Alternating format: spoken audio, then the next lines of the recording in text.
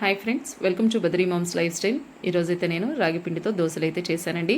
Taste అయితే చాలా బాగుంది. దీంట్లోకైతే కొబ్బరి చట్నీ కూడా చేశాను. రాగుల్లో కాల్షియము, ఐరన్ పుష్కలంగా ఉంటుంది. అందుకని ఇలా దోశల్లా కనుక చేసి పెడితే ఇంట్లో అందరూ ఇష్టంగా తింటారు. పిల్లలకు కూడా చాలా మంచిదండి. ఇప్పుడు ఈ రాగి దోశలు ఎలా చేయాలి అన్నది చూపిస్తాను. మా ఛానల్ ఎవరైనా కొత్తగా చూస్తున్నట్లయితే సబ్స్క్రైబ్ చేసుకోండి ఫ్రెండ్స్. వీడియోని స్కిప్ చేయకుండా చివరి వరకు చూడండి ఫ్రెండ్స్. ముందైతే ఒక గ్లాసు రాగులు తీసుకోవాలి. హాఫ్ గ్లాసు బియ్యం తీసుకోవాలి. హాఫ్ గ్లాసు మినపప్పు కూడా తీసుకోవాలి. ఇప్పుడు ఇవన్నీ నీట్గా కడుక్కోవాలి. ఇప్పుడు దీన్ని అయితే నీట్గా వాష్ చేసుకోవాలి.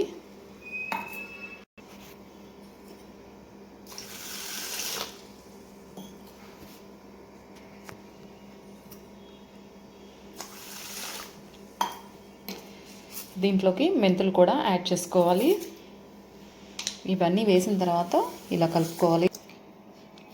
1-2 సార్లు నీట్గా క్లీన్ చేసుకోవాలి. తర్వాత దీన్ని కనీసం ఒక 6 అవర్స్ అన్నా నానపెట్టుకోవాలి. ఇప్పుడైతే మూత పెట్టేసుకొని నానపెట్టుకుందాం. 6 అవర్స్ ఇలా నానపెట్టుకోవాలి. ఇప్పుడైతే దీన్ని గ్రైండర్ వేసుకోవాలి.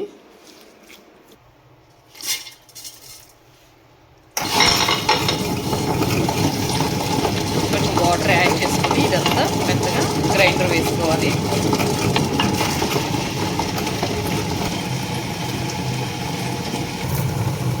ఇప్పుడు మూత పెట్టేసుకొని దీనికి మెత్తగా గ్రైండ్ చేసుకోవాలి.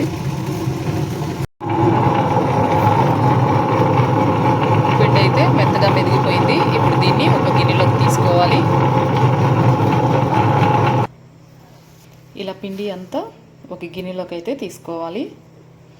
ఇప్పుడు మూత పెట్టేసుకొని రాత్రంతా దీన్ని ఇలా వదిలేసేయాలి. మార్నింగ్ దోశలు వేసుకుంటే చాలా టేస్టీగా ఉంటాయి.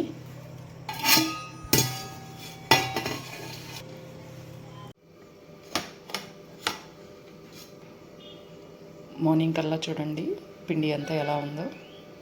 ఇప్పుడు దీంట్లోకి అయితే కొంచెం సాల్ట్ కలుపుకోవాలి.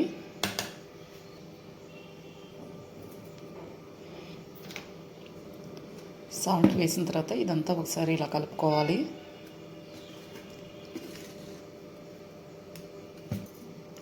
వాటర్ కూడా కొంచెం యాడ్ చేసుకొని ఈ పిండి అంతా బాగా కలుపుకోవాలి.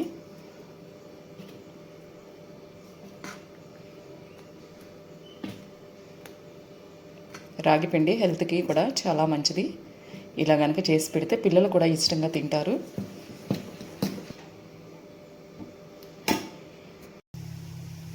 దోశలోకి చట్నీ అయితే ప్రిపేర్ చేసుకుందాము. ఇప్పుడు నేను కొబ్బరి చట్నీ అయితే చేస్తున్నాను.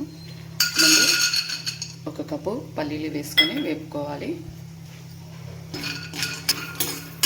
పల్లీలు అయితే సిమ్లో పెట్టుకొని వేపుకోవాలి. పల్లీలు అయితే వేగిపోయినాయి. ఇప్పుడు స్టవ్ ఆఫ్ చేసి పల్లీలకు పొట్టు తీసుకోవాలి. చట్నీ అయితే మిక్సీ వేసుకోవాలి. ముందైతే కొబ్బరి వేసుకోవాలి. నేను హాఫ్ చిప్ప కొబ్బరి అయితే తీసుకున్నాను. కొంచెం అల్లం, చింతపండు, 4 పచ్చిమిర్చి కూడా తీసుకొని ముందైతే మిక్సీ వేసుకోవాలి.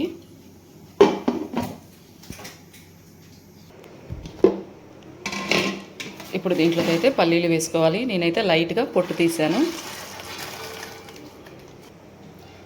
దీంట్లోకి సాల్ట్ కూడా వేసుకోవాలి. ఇప్పుడు సాల్ట్ వేసిన తర్వాత ఇదంతా మెత్తగా మిక్సీ వేసుకుందాం. చట్నీ అయితే ఇలా మిక్సీ వేసుకోవాలి. ఇప్పుడు దీన్ని అయితే పోపు వేసుకుందాము. స్టవ్ ఆన్ చేసి బాండి పెట్టుకొని పోపుకి సరిపడా ఆయిల్ పోసుకోవాలి. ఆయిల్ హీట్ ఎక్కగానే పోపు దినుసులు వేసుకోవాలి. కరివేపాకు, ఎండుమిర్చి కూడా వేసుకొని ఇదంతా ఇలా కలుపుకోవాలి.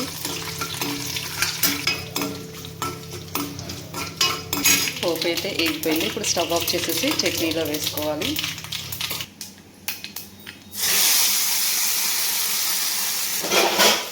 వేసిన తర్వాత ఇదంతా ఒకసారి ఇలా కలుపుకోవాలి. ఇప్పుడైతే దోశ వేసుకుందాం. స్టవ్ ఆన్ చేసి ప్యాన్ పెట్టుకొని కొంచెం ఆయిల్ అప్లై చేసుకోవాలి. ప్యాన్ హీట్ అవ్వగానే దోశ వేసుకోవాలి.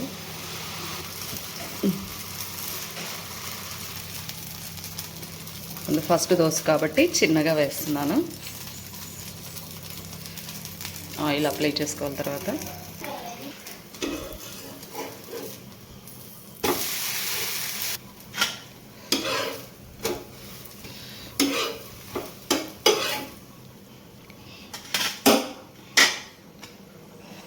నెక్స్ట్ ఇంకో దోశ వేసుకుందాం.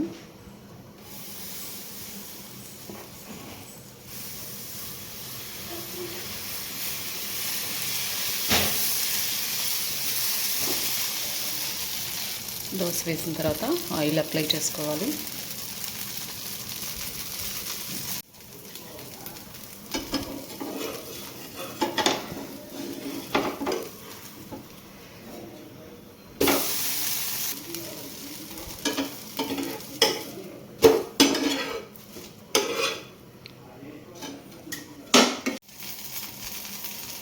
రాగి పిండితో దోశలు హెల్త్కి కూడా చాలా మంచిదండి. దీంట్లో ఐరన్, కాల్షియం ఎక్కువ ఉంటుంది.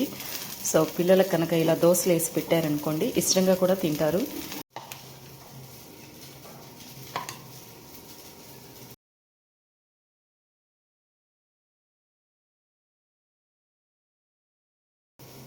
దోశలు అయితే చాలా స్మూత్గా ఉన్నాయి. దీంట్లోకి కొబ్బరి చట్నీ అయితే చాలా టేస్టీగా ఉందండి.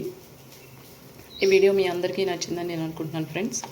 మీకు కనుక మా వీడియోస్ నచ్చితే లైక్ చేయండి, షేర్ చేయండి, కమెంట్ చేయండి. కొత్తగా మా ఛానల్ ఎవరైనా చూస్తున్నట్లయితే సబ్స్క్రైబ్ చేసుకోండి friends. Okay, thank you for watching this video.